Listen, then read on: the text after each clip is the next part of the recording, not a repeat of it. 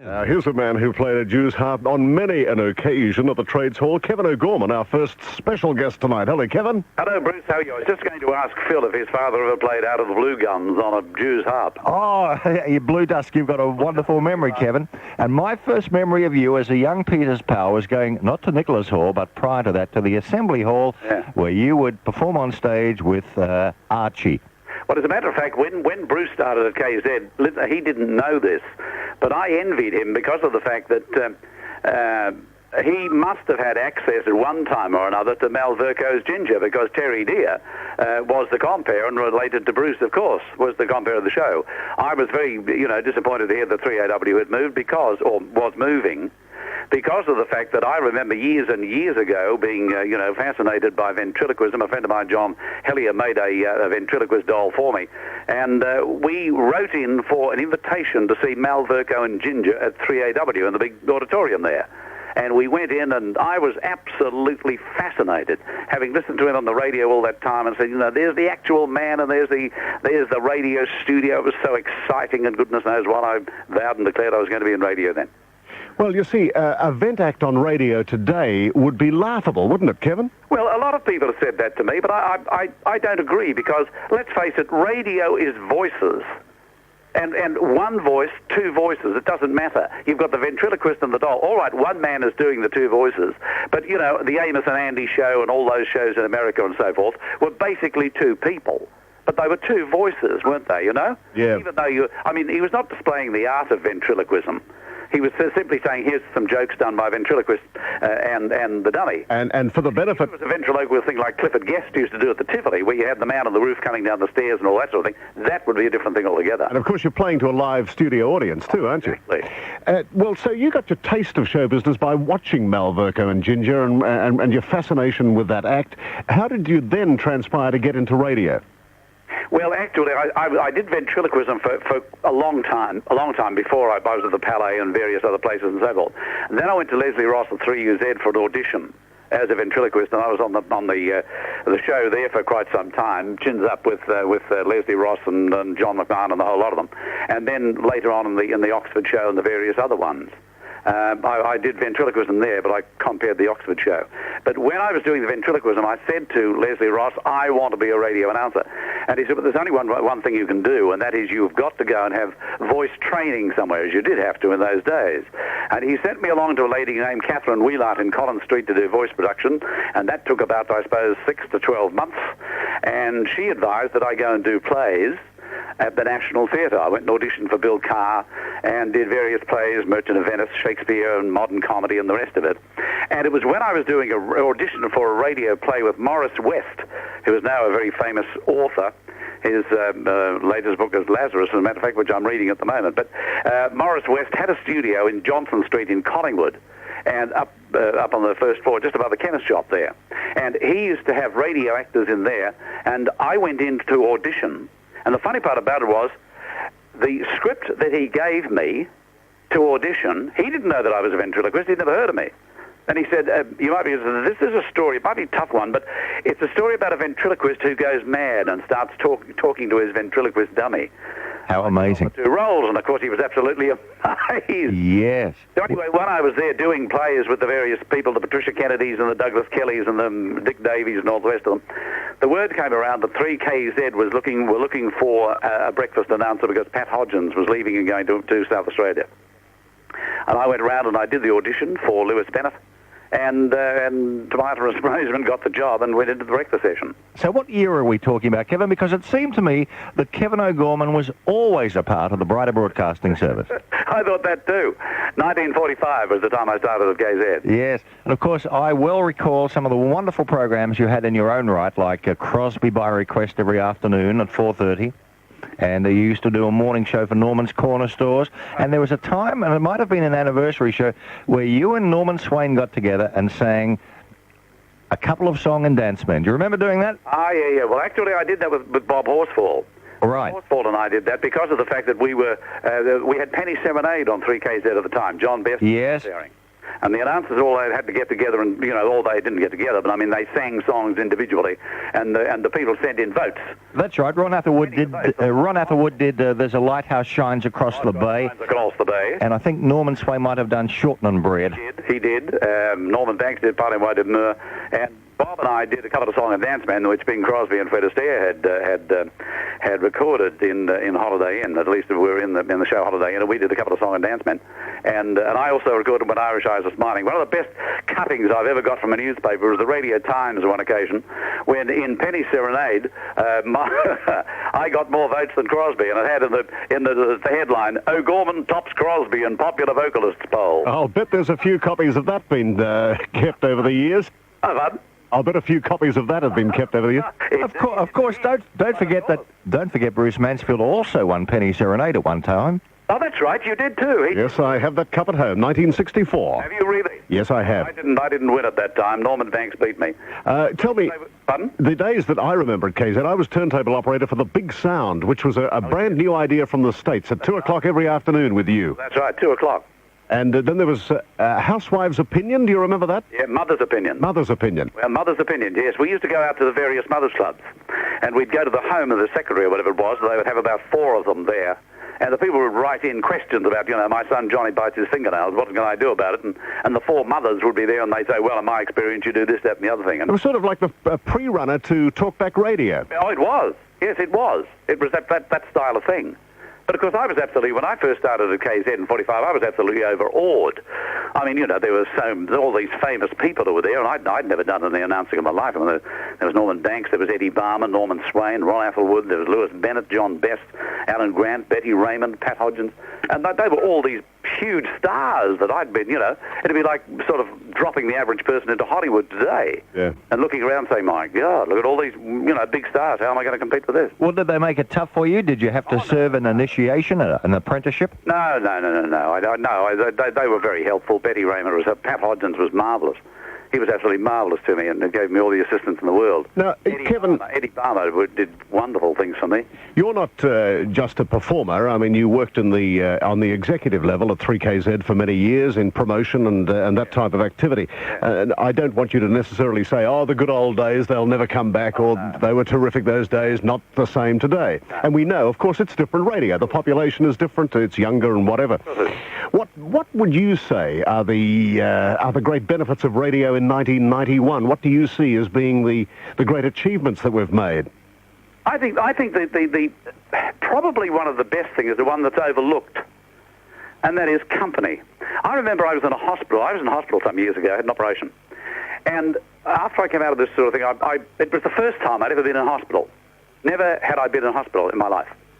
And I saw the work that the nurses were doing, the doctors were doing, the nursing aides were doing, and all that. And I thought, these people are doing fantastic. And I just go there and talk on the blasted radio, And these people are saving lives, and they take all this for granted. And I said this to one of the sisters there at the hospital. And she said, you shouldn't think like that. She said, look, if you on the air, by what you do, save a woman at home or a man or whatever it might be from taking another Valium, you've done a wonderful thing. You have kept her or you've kept him company. And it's so important. There are so many people out there who just have no company, And radio to them is their right hand.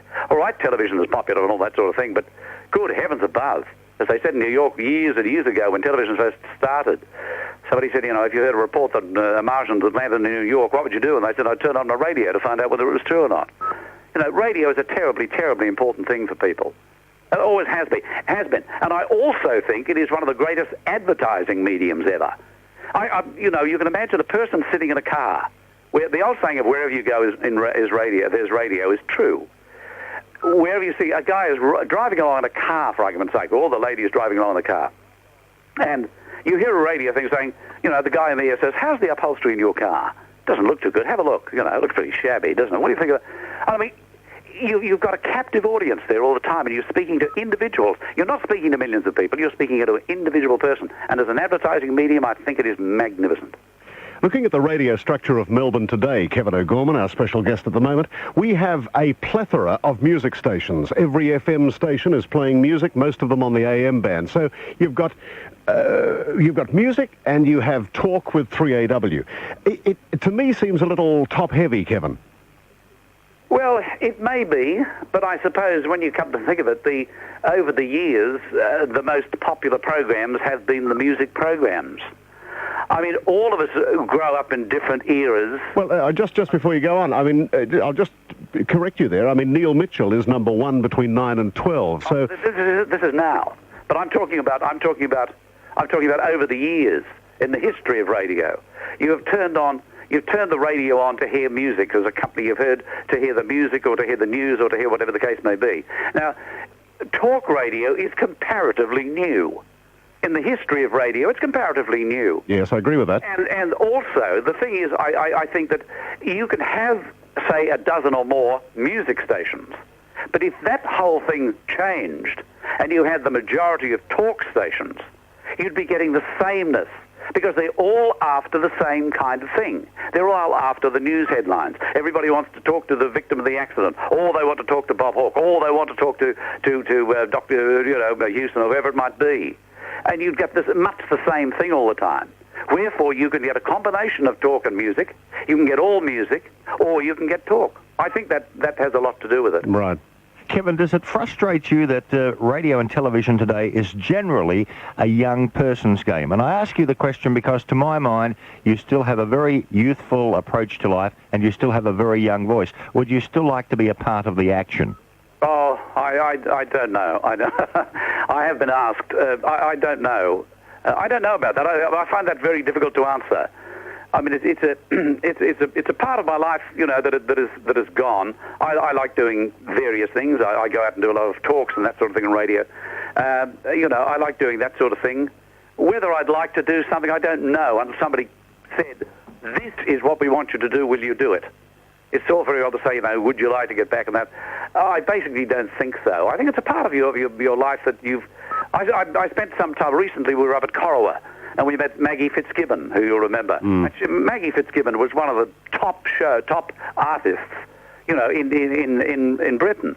She was a big name there, and she's now living at just near Corowa there. And I said to her this day, we were having lunch. Aileen, my wife, and I were having lunch with her, and I said, Maggie, you must miss it. I mean, you were the actual top. I mean, you were the. I mean, she was the type of person who she was staying in a hotel while she was doing a show, and Noel Coward was staying at the hotel opposite, and he said, "Look, darling, 5 o'clock, we're having cocktails. Pop over." And I mean, there were Vivian Lee and all these people, and they all knew Maggie, And I said, "You mixed with the top of the stars." She said, "I don't miss it at all. I am now in a farm, she said, which I'm thoroughly enjoying," and she said that part of my life was another chapter. I haven't died just because I've come out of show business. I am now doing something entirely new. And I thought, by gosh, that is so true, So many people, when they retire, think to themselves, well, that's it. That's the end of life. We sit down, put our feet up, or go fishing and play golf or whatever. But there's so much more to living than just saying, all right, for years and years I was in the world of radio. There's so much more. After the years, what did you do then? How long did you do radio for? 43 years? Yes, but for the rest of your life, what did you do?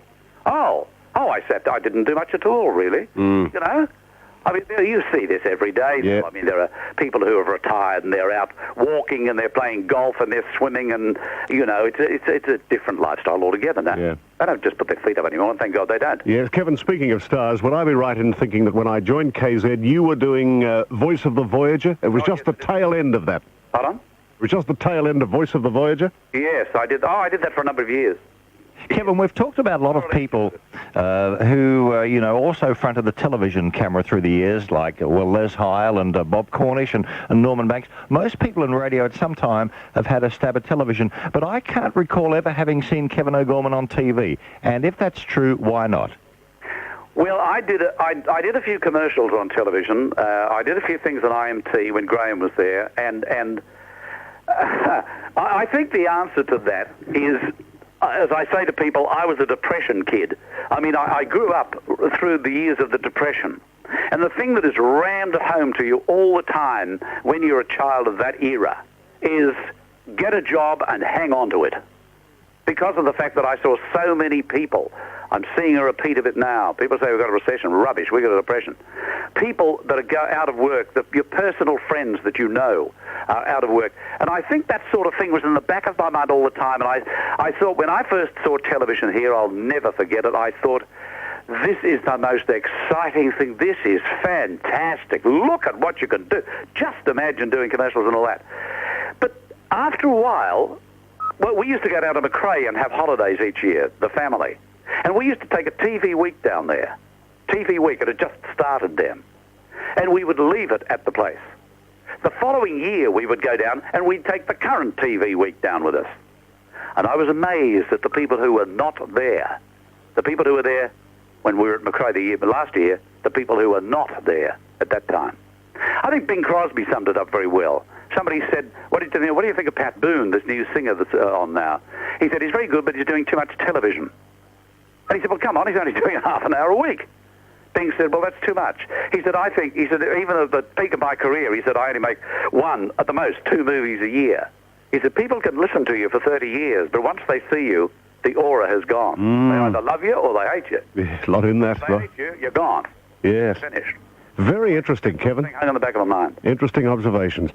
Tell me, just getting back to Voice of the Voyager, you've interviewed a lot of people over the years. Oh, yes. Memories there? People that you were impressed with, others that didn't or gave you a hard time? When they were doing On the Beach here, you know, when they had Gregory Peck and Fred Astaire and those people, they were great. But Charlton Heston probably was one of the best show people or movie industry people. It was the first time I had ever am I going over time? No. The first time I'd ever gone to the movies, and the following morning interviewed the star. I mean, it had never happened here before. They had Ben-Hur was the big movie, and Charlton Heston was here, and I was to interview him the following morning. And I went and saw him, and I was impressed. His hands were all gnarled, and that because he did most of the chariot races himself. And I mentioned to him a scene in it, and I said, you know, one of these marvelous, what wonderful actor you are. In the scene, you see where he's being taken to the galleys with 2 other prisoners. And for some reason during the day, right across the desert or something, he tries to escape. And the guard says no water for him. They come into this village, and you just see the back of them going into the village. And in the side, you see this man in a sort of home carpenter shop. It's obviously Christ. And he's there working. And the 3 of them go over to the well. They give the two prisoners water. And Charlton Heston, as Ben-Hur, they said nothing for him. And the figure of Christ comes out and gives him a drink. I've never seen acting. I said, that was magnificent. And he said, well, I should confess something here. He said, we did this in Spain. And he said, it gets very, very hot, you know, in Spain in the middle of the day. And he said, we were out there, and he said, I did it something like 18 to 20 times. And the director was saying, Chuck, you know, Chuck, they called him, Charlton Heston, Chuck, you're just not thirsty enough. He said, look, we'll do it this time tomorrow. By the way, Chuck, don't eat or drink anything between now and then. And he said, what do you mean? You're joking. You know, I'm having friends for dinner. He said, no, have nothing. The following day, they went out, and he said, you've got no idea how dry I was because of the fact I was conscious of the fact that I was not allowed to drink. And he said, I waited. They took hours, or seemed to take hours, to set up the shot. And he said, the man came over to me, and Willie Wilder, the director, he said, Chuck, we're only going to do this once. If you don't have this drink, there's no drink until the following day. And he drank this like you've never seen anybody take a drink before in his life. And the director said, cut, print it. And it was just one of those, a great story, to my way of thinking, that came out of just one scene of a movie. Everybody talked about the chariot race and how marvelous it was and all that. One of the guys in the press said to William Wilder, he said, why didn't you finish the film at the chariot race? And Wilder said to him, why didn't you go home after the chariot race? Wonderful. Kevin, listen, we could talk to you all night. It's gone so quickly, and I'd just like to just say my sincere thanks for joining us tonight on Remember When. That is a great, great pleasure. Thank you very much indeed for asking me. Kevin, we must do it again, and I want to put this on record. If people were to say to me, who are your handful of favourite radio people over the years, of course I would mention Norman Banks and Norman Swain and John Ford and John Masters. My list would be almost endless. But I would have to put you, Kevin O'Gorman, at the top of my list. I say that's very, very nice of you. Thank you, Phil, very much indeed. Thank you very much, Kevin. Thanks, Bruce. It's been great. Good night. Bye now.